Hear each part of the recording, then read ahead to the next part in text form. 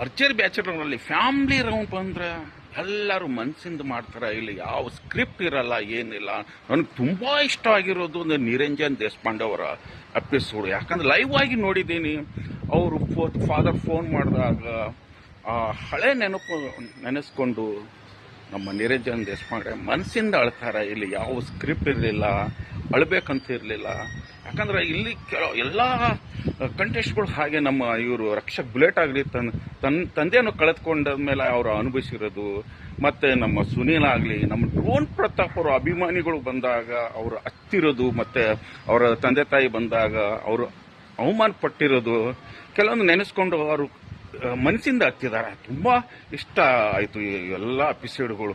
ಎಲ್ಲ ಆಲ್ಮೋಸ್ಟ್ ಇದ್ದಾರೆ. ಯಾವ ಯೂನಿವರ್ಸಿಟಿ ಹೇಳಕ್ ಕೊಡಲಾಗದ ಪಾಠ ಭರ್ಜರಿ ಬ್ಯಾಚುಲರ್ ಅಲ್ಲಿ ನಾವು ನೋಡ್ಬೋದು. ಭರ್ಜರಿ ಬ್ಯಾಚುಲರ್ ಸಕ್ಸಸ್ ಆಗಿ ನಡೆದಿದೆ. ಆಲ್ ದಿ ಬೆಸ್ಟ್ ಭರ್ಜರಿ ಬ್ಯಾಚುಲರ್.